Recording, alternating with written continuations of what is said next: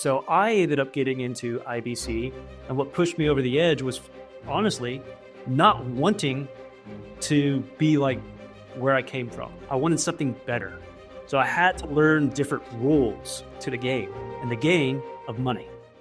Today, we're going to take you guys deeper on our journey and our why and show you how what we're doing with our infinite banking policies, what it really means to not only our current situation, but what it means to how we see ourselves in the future.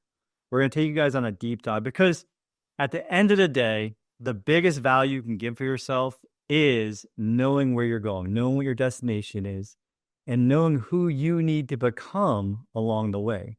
So like as Jeremy and I have been bringing this information to you every week, why this is the most optimal way to take control of your money, to bring banking back to the you and me level.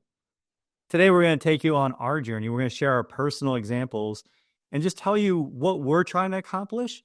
And maybe that'll help you level set or pick up some ideas, or even just take our ideas and go out and execute them yourself. So you're going to hear real life examples of how both Jeremy and I implemented IBC, why, where we're going with it, and what we hope to accomplish over the next decades. And with you, the listener, figuring out how can you take this and take back control of your money by changing just that one thing. So Jason, in episode 1, we kind of shared a little bit about our own personal journey. But as you said, we're going to dive a little bit deeper here. So what really pushed you over the edge, to start your first policy? What was your inspiration? That's an awesome question. And it's a little bit scary. I get a little uncomfortable when people ask this question because it brings me back to a place Jason, that I'm not very proud of. And what I mean by that is I operated for years, for most of my life, for 4+ decades as an achiever, as someone who went out and went and found the goal and went and accomplished the goal. And it never felt, no matter if it was straight A's in school or getting a job or being the best in a job, Jeremy, I didn't understand money.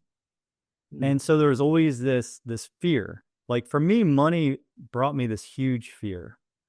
It sounded like Charlie Brown's teacher. I know I sound that to make it fun, but the reality of it is I didn't understand money. When I heard people talk about money, I would get a little bit upset inside.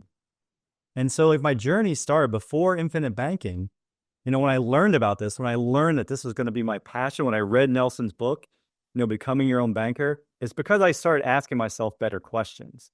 And so the question I started asking was, well, if money doesn't make sense, like I used to go to banks and look around and think, man, this is nice. Look at how people are dressed. Look at the marble. Look at the cars they're driving. And then why are there so many employees? I would think of these questions, Jeremy, or every time I met with Schwab or my, financial advisor, I would think, okay, well, I don't gamble, so I don't know what taking on more risks means. That doesn't sound very fun. I don't want to work forever in a job that I'm not super passionate about, even though I'm doing my best. So I'd have this dual stress. I got to be the best, but I don't want to do it for a long time. And so they'd ask me, hey, how do you feel about working 10 years longer? And so everything with money was stress. And then as a father, providing for my kids, protecting them, providing for my wife, protecting them, being able to go out and create, like that's part of our job as men. And that's part of where Founding Fathers came from, is literally the fear. I was afraid. So everything I did was driven to move away from that fear. So I'm going to kind of pause there. But how about you? Like for you, there's a lot more I'm going to share about how I learned about it. But for me, it started out with a fear about money. And I'm going to share later how I handled it and what I did and what infinite banking meant. But how about you, Jeremy? Like, what's there for you? Yeah. Before I start on that, like you really got me thinking, what is money? You had a fear of it, but I've heard everything when I ask other people, responses are typically fears, where money is freedom. Money is a tool. My most favorite answer to the question of what is money? And let me ask you first. What is money to you, Jason? What is money? Well, today, money is nothing more than a tool. It's a means of exchange. It's something that's a flow. But that's taught. Before, if you asked me, I'm not sure what my answer would have been. Like Jason, 5 years ago, I'm not sure. How about you? So not an original answer, again, from someone else, but money is a game. Money is a game. And with every game, there are rules to the game. And when I started studying money, I started learning the rules. And so what got me into infinite banking was actually understanding what money was. I started that process of looking where I came from, looking at my parents who, bless their hearts, they tried. They'd certainly tried. I just had a lot of siblings, and my mother ended up, she was working at fast food. My father was enlisted in the military, not making a lot of income for all the mouths that there were to feed. And I just knew that I didn't want to end up like that. Mm. So I started trying to figure out the game of money, starting to try to figure out the rules of money. And that's when I started coming across these wealthy families like the Rockefellers, which I don't know if we're going to mention it every single episode, but that book, What Would the Rockefellers Do by Garrett Gunderson, and starting to understand the game. Like wealthy people are playing by different rules. What rules are they playing by? And that's how I got into infinite banking. I knew that taxes was a big part of it, right? So I kind of led through the tax portion of it. And that's how I ended up in real estate, great tax benefits. But I knew that where I heard that you could access a lot of this growth that was inside the IBC policies, you could access it tax free. And I was like, hang on, man, this ain't a 401k. It's not an IRA. What is this? So I ended up getting into IBC. And what pushed me over the edge was honestly not wanting to be like where I came from. I wanted something better.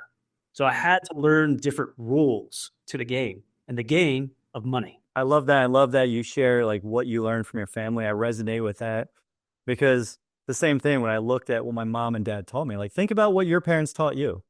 Like what were the lessons that you took, good and bad, away from your parents? And which ones are you still carrying with you today? Because, if you look, some people, I mean, we know a lot of them, you can think of a lot of these people, they will stay stuck in their pattern, not understanding that it's a game. Like what freedom that Jeremy just offered by calling it a game. The word itself, like our words make our world. So by calling it a game, makes it a lot more fun. We can have fun with it. We can laugh about it. It could be something that's joyful. And like I was sharing the pain, I can still feel it of what money meant for me, where I finally realized, and I've told the story, so I won't go deep into that part of it, but I finally realized I needed help. I needed a financial philosophy. I've had a philosophy as who I was as a man, who I was as a father, as a husband, as an employee, as a son, but I didn't have a philosophy or an idea of what it meant to be or what money was. Like I didn't have that philosophy. So I asked for help. Like you go ask for help from people who know the answers, from people who have been there and done it, right? You go model success. You are the sum of the 5 people you're around. You hear people say that all the time. And so It's one of my friends, one of my really good friends I met in personal development, right? He's a fiduciary with 40 wealth management offices. He learned directly from R. Nelson Nash. Like his father and R. Nelson were really good friends, to my understanding. And so this is 17, 18, 19, 20 years ago. He learned this stuff. And so when I asked him for help, he handed me R. Nelson's book, Becoming Your Own Banking, like his most well-known book, right? And I read it, and like most people, all the people I talk to, they say this every time. Well, Jason, this is too good to be true. Well, and if this was true, every American would do this. And so it's that constant not understand the game. My favorite quote from Einstein is, you have to understand the rules of the game and then play better than anyone else. And so like you, when I saw that there was a game that I didn't understand, I didn't know the rules, it also gave me permission to start learning more. And the one thing that I committed to, Jeremy, and I haven't said this before in our WealthWise podcast, is I gave myself permission to look stupid. And what I mean by that is I put away my ego. If I don't know the answer, I'll go ask. If I don't understand how something works with infinite banking or life insurance or the specially engineered life insurance or even finances or markets, like I had someone text me today, hey, Jason, what should I do, with the recession coming up and maybe a plummet? Should I put money in the stocks? I'm like, I don't know the answer, but I'll go ask somebody. And I can tell you, I don't have any money in that. So I'm going to put my money where it's guaranteed, where it's safe. Again, I told you I don't gamble. But I'm not afraid to go ask questions because I don't need to look smart. I let go of that trying to look smart. And so that brings me to like an invitation for you guys. And this isn't exactly infinite banking, but one of the best things you could do if you have money scars, which I believe you're listening to this, you're starting to ask yourself better questions. But money rules will pop up as you make more money, as you create this system. You're going to find points where you start getting uncomfortable because you haven't either imagined yourself or you haven't been there or you don't feel like you're worthy. Start a money meeting. Start a money meeting for yourself, for your spouse. Like I look back at my notes the other day, Jeremy, in preparation for this. Patty and I started a money meeting from one of my other mentors who told me, man, you got to start talking about money. You got to invite money into your family, Jason. I love money and money loves me. You got to be willing to make money, not the weird uncle at the table anymore. And so my wife, Patty, and I would sit down and back on 12/20 of 2022 at 9 a.m., we've had this meeting every Tuesday at 9 a.m. since that day through today. But back then it was called Money Talks. And we would sit down and be like, hey, baby, hey, Mia Moore, how do you feel about money? What do you mean? What do I feel about money? And I'm like, I don't know. I'm just trying to like figure out how we both felt about money. And it was such a ridiculous conversation. We didn't know what the heck we were doing. It was so weird. And it might feel like that with infinite banking. That's why I'm bringing this up, because we need to be able to invite money in, to be able to talk about, to make it so it's normalized. Like we talked about in one of our other episodes, right? We're going to talk about things that were taboo to talk about, money and other things. Money being the big one of our focus. My wife's an attorney. I've shared that before. She works in family law. What is one of the biggest sources, contentions of divorces, right? It's money. And it's couples not having that conversation about money. They have different understandings of money. They have different definitions. For someone, money could be freedom. Another one, it could be a burden. Like, what does money mean to you? Money is nothing more than a means of exchange for goods and services. It's not inherently good. It's not inherently evil. Money is just a tool. So what does money mean to people? And I know that, it's one of those three topics that we just are told growing up not to talk about money. But let me ask you, do you think wealthy families don't talk about money? Do you think that they sit around the dinner table and talk about the weather, Jason? Do you think they sit at the dinner table and talk about, Dancing with the Stars or what's on television that night? Or do you think they're talking about their family plans? You think they're talking about where they're going, how money is going to help them get from point A to point B? And money should not be a taboo subject. And I know that time and again, we've made money taboo, but money is not bad. Money is just a means of exchange, and the way that you use it, the way that you wield it, the way that you wanted to get you from where you are today to where you want to be tomorrow, that's what money's about. And you have to talk about it. And if it's not an internal dialogue, which it should be an internal dialogue, but share it with other people. Talk to your friends. Talk to the 5 people you spend the most time with. What are you doing with money, Jason? How have you used this to grow and expand your system? You talk to me about it. I tell you about how I use IBC as an opportunity fund. You tell me about how you use it to perpetuate and progress your family legacy, right? Like, these are all good conversations to have around the dinner table. It's not something you should hide away from. I don't think that at all. No, I love the frames that you gave people. And that's it. Like, I know we're talking about infinite banking. We're going to do the deeper dive on how we're using infinite banking. But first, it starts with our mindset. It starts with how we feel about money. So if we're not able to talk about it, how can we ever talk about infinite banking, Jeremy? How can we ever talk about paying ourselves first and having that love and that respect for ourselves to really take care of ourselves? And you talked about the wealthiest families. Well, I know, like a personal friend of mine, he's interviewed with 3 families and their family office to do what? To come in and to coach their kids what it looks like to use their system that they've created, this banking system.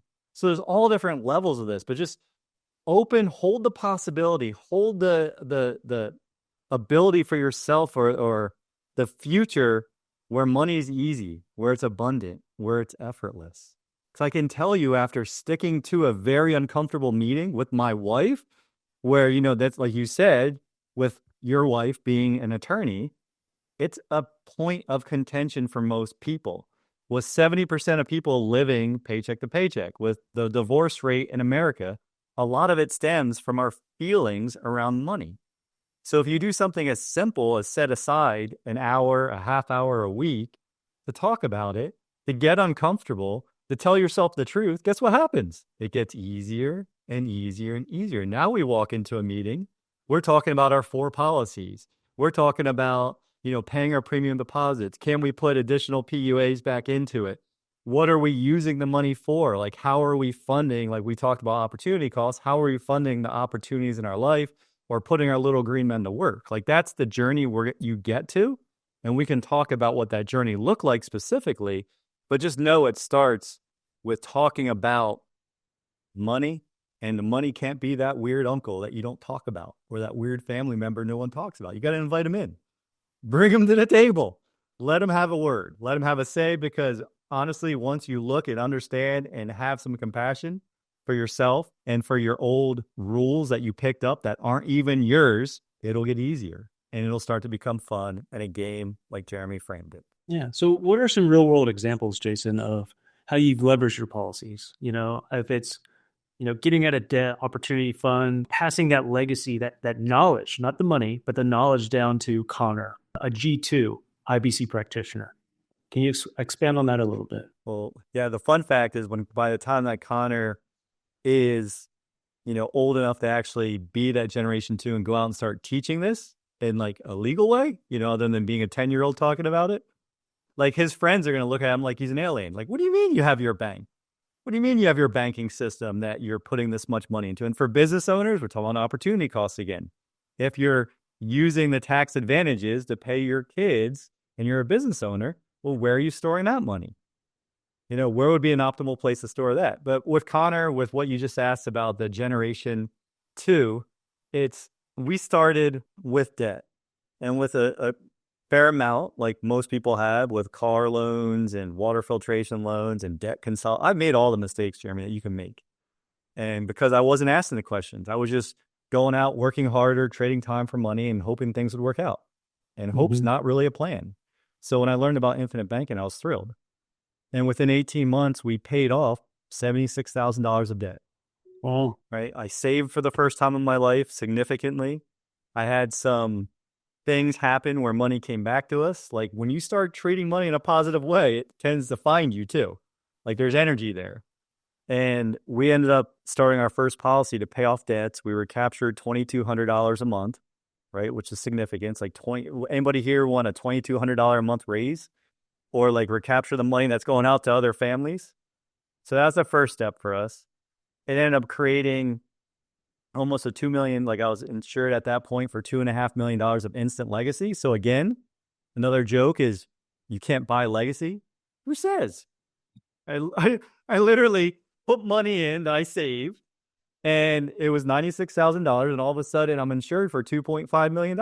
That's a pretty big multiple that's guaranteed in case something happens. And I'm a guy and do dumb stuff all the time, riding my bike at 5 a.m. and stuff, right? So, it protected. So that was the first step. And I don't know if you want to share kind of where you started and then I'll kind of share how the journey continued. Because over a short period of time, like we talked about before, once you know where you're going, once you have a destination, things start happening a lot faster because you have a frame to create and build more wealth. Yeah. So studying the game of money is kind of how I came into IBC. But what really pushed me over the edge to start practicing it was I couldn't find a reason not to do it. Quite honestly, that I love numbers. I like, getting into the spreadsheets, trying to figure out what all these different opportunity costs are. What is it that I can get the best return for my time? Really, it comes down to time for me, not necessarily a return on the dollar, but it's that time that I wanted back. And when I looked at IBC and understanding, hey, this isn't an investment, but it can certainly bridge the gap between saving and investing. And I can get my time back. I can deploy the same capital in multiple scenarios. I can have it go out and secure an emergency savings account while at the same time being an opportunity to take advantage of investments, but while at the same time preserving a future legacy for me. I couldn't find a reason not to do it, Jason. What really pushed me over the edge, though, for teaching IBC came down to COVID. When I started looking and following in the news how the government was just going to print freaking money for all these stimulus checks. Why? because people didn't have savings. People couldn't cover basic living expenses. And I was like, here I am over here. I've learned a little bit about this, game of money. I've learned a couple of the rules of on how wealthy people preserve capital, how they perpetuate it and progress it through their families. Who am I to not tell other people, to sing it from the rooftops on how I've used it just as an emergency savings account, just simply as an emergency savings account, Jason? I looked at my sisters. Again, we didn't talk about money growing up. It was a taboo subject. We didn't know about money. And I thought about them during COVID on how they didn't have the opportunities to pay for these expenses. Like some of them needed these stimulus checks, right? Because they didn't build a good warehouse of wealth. They didn't secure their capital in a place that they controlled it, that was earning interest, that was going to help their family, give an opportunity to recapture interest that was leaving their system every single month. I started teaching IBC and sharing it, and where we are today, and we're still on this path of teaching and sharing and helping other people, was simply they've got to know about it, right? I mean, it's not a secret. It's been around for a long time. And people ask, well, if it's been around for so long, why haven't I heard about it? Well, that's because you weren't asking the right questions. You didn't know, and it's not your fault. Nobody talked about money. You grew up not talking about money, and it's not your fault. But now you know. What are you going to do now? You've been introduced to the concept. What are you going to do? Are you going to keep playing someone else's game, or are you going to start playing your game, the game that you're creating, like the wealth game, right? So I hope that's a good answer for you. It's true. It's honest.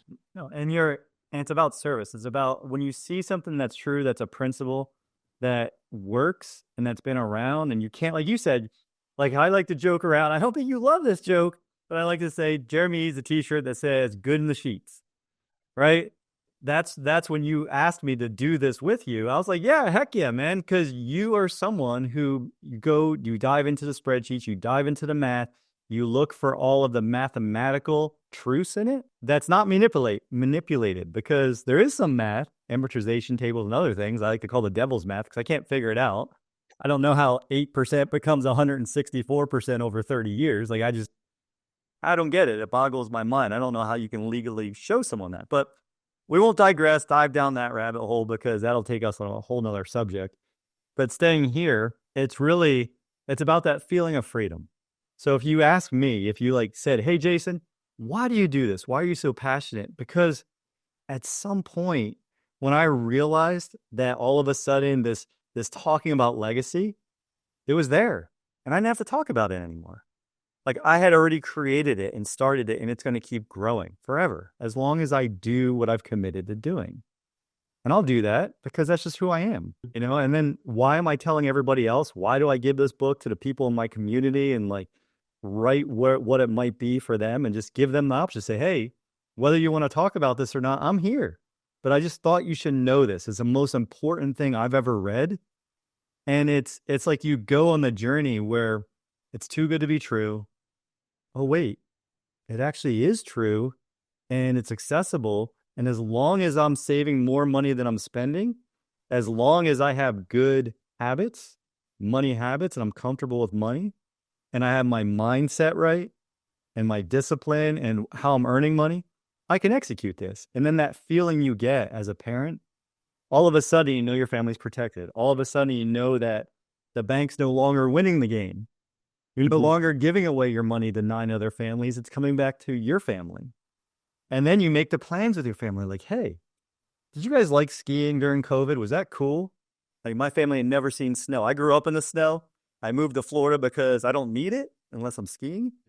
Right? Like I talk to all my northern folks who are freezing right now. Like I'm freezing in Florida at 38 degrees, Jeremy. And, I talk to people in New York, New Jersey, where I grew up, and they're complaining. I'm like, we all make choices, man. We all make choices. Why do you think I became a snowbird 25 years ago and just stayed here? And my family wanted to go skiing every year. And so now we use Connor's policy, my Generation 2 guy, right, to go skiing every year. And I show him how we put it on a card, how we play the game. We make cash back, or you can make rewards for travel or whatever. We make cash back. We take a policy loan out from his policy that's been funded. we put the money back in, we pay back the loan, we probably made a percent interest, and we go on a lifetime trip that gives us the memories. Like I was out in the back last year with Connor and it snowed like a couple of feet. Last year it snowed like a foot and I was out in the back with Connor making a snow fort, having a snow fight. And that's through IBC. So it's that feeling of freedom. All of a sudden I'm completely present. I'm not worried about money, because I know that I've done the things necessary to protect my family, to have the money guaranteed growing, and to do all the things that we talk about. And now it's progressed this year with our money meeting. Now we have our money out working for us. We've taken, like you talked about, self-directed and loaning from your self-directed, right, in another episode. And then, so we have a portion of that for when I was in corporate America, the little bit that I left in there. And then the rest is coming from our policy. And now that money's out making us, our little green men are working for us. And now we're getting passive income. And that's going to keep building. Now we have a plan for passive income. So you have to do the things, Jeremy, is my point. We started with debt. We said, how do we solve this problem? And we did. And then as we recapture that money, we said, well, what do we want to do together? Because we're not building our infinite banking warehouses so we can use the money someday later on. We're like, how can we improve our life now, do the things we want to do now, while we're also thinking about the long-term vision, our future self? Yeah, no, that makes a lot of sense. And it's not there is no right answer, right? Yeah, everyone lives their own life. IBC is just a tool, just like money is. It's a foundational system. Fortunately, it can be used in so many different facets of people's life. It can be used to help pay down debt. It can be used as an opportunity fund. It can help be used for legacy planning. It can be used all three at the same time. There's no one size fits all. And that's one of the reasons I like this so much. And, I'll caution a lot of our listeners, if anyone that you talk about, if it's not myself or Jason, and someone talks to you about IBC and they tell you that they're going to develop, this banking system for you, and it's not tailored to solve your unique needs. It's not tailored to your individual lifestyle. It's probably not built appropriately. Okay.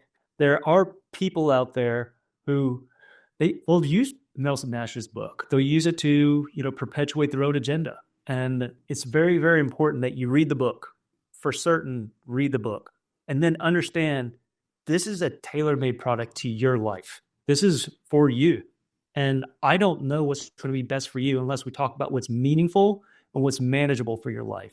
And from there, you build it out to supplement the life and plan for the legacy. Like Jason alluded to earlier, you got to know where you're going.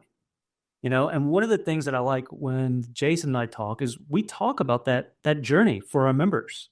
It's like, hey, we talked to a gentleman the other day and he wanted to go. Like here's a great one.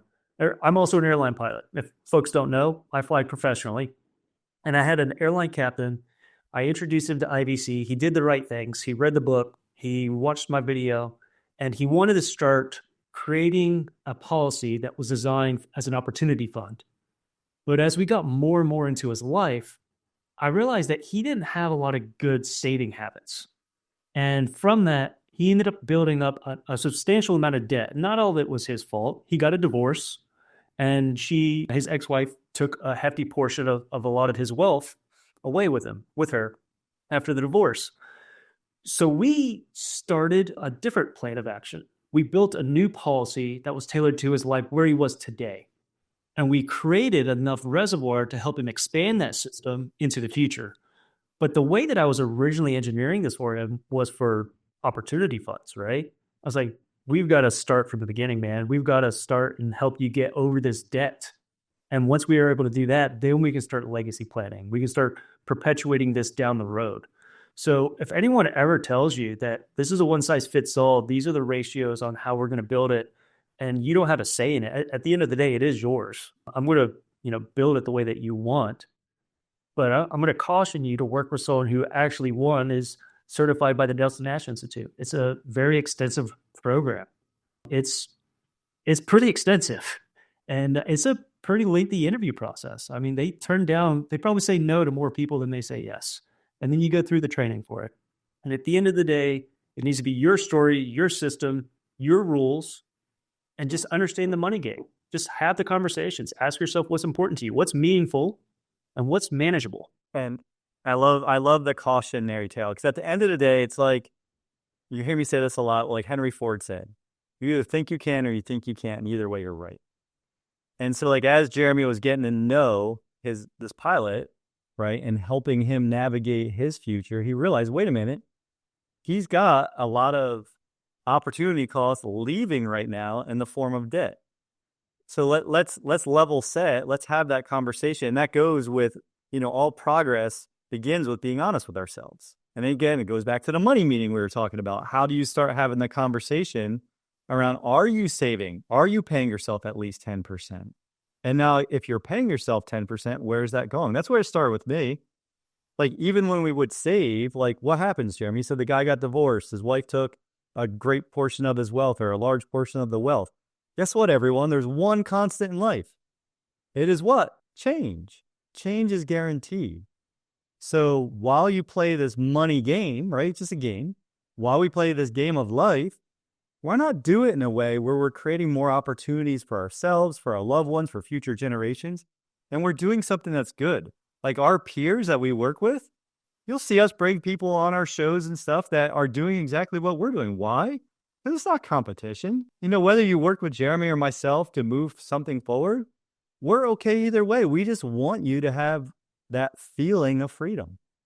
We want you to feel like you have that security, like you're making progress towards your future. Like Jeremy said, we want to meet you where you're at today. We want you to get an honest look at what you want to accomplish. We're going to ask you some questions. We're going to build a thing that solves an immediate problem. At least that's how I like to do it, because why? Progress equals happiness. When I've told you it's going to happen this way and it's going to happen in this time frame, and it does, guess what? Your certainty does what? It goes boom, like through the roof. And now what's going to happen? You're going to come back and be like 91% of the people that I'm already helping and say, hey, let's open another warehouse of wealth. Let's start one on my spouse, my kids, my this. Let's expand our system. And then you start seeing all the possibility. You first have to prove to yourself it's true, that it works, and that you can do it. And if you're not ready to do it, well, what do you need to do first? Right, Jeremy? You need to start asking yourself the right questions, right? You gotta understand the game. Don't make money a taboo subject. You surround yourself around people who talk about money. It's okay. If this is the community where you talk about money, then share into this community. We are building a community of like-minded individuals where the talk about money it's not taboo. It's encouraged. Like, we want you to engage. If it's not with Jason and myself, engage in the comments. Talk with one another. Find someone that's where you're at in life, whether it's here in this community, which is probably the best place to find it, because you guys are already asking the same questions to be here in the first place. But find someone that's at your level, or find someone that's a little bit ahead of you. If any of you are listening are athletes, if you want to get better, you could do what? You go put yourself around people that are just a little bit better than you. Not like so far that you can't see yourself getting there, but just a little bit. Like, understand where you're at today. And if you want to go someplace that is beyond your imagination today, see yourself being there. Ask yourself, how do you get there? And then start giving yourself permission.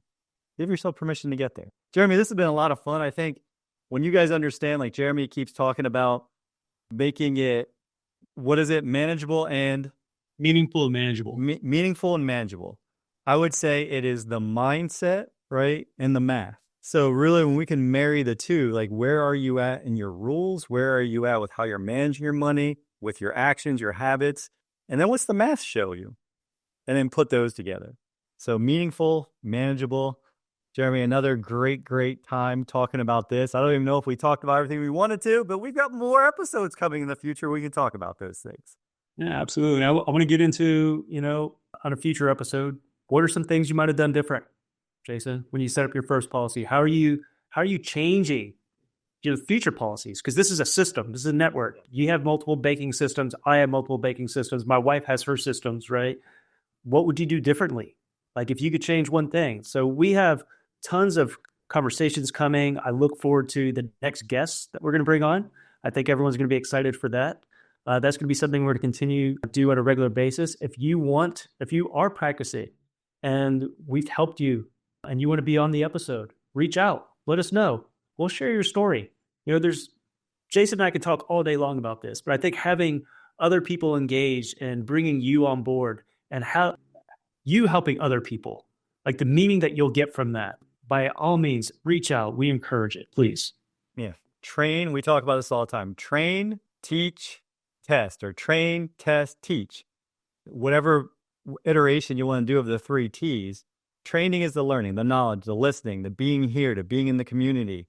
Testing is doing infinite banking. So like Jeremy just said, if you're practicing, if it's successful for you, or even if you're struggling with it, you know, and you want to talk to us, you want to share, you want to get some pointers, share. And then you got to go teach somebody else, because that's when you really know if you know something. You don't know anything until you can teach it to somebody else. And then you see what you don't know. And Jeremy, it's like you're reading my mind. I don't know how you're doing that already. We've only done, 6, 7 episodes together. But now you're reading my mind, because I was literally thinking, I would have designed that policy different. I would have designed that policy slightly different. I would have done that one a little bit different as well. But you know what? At the end of the day, I executed, I moved forward, I learned the lesson, and I'll do it different next time. It doesn't have to be perfect. Perfect's stupid.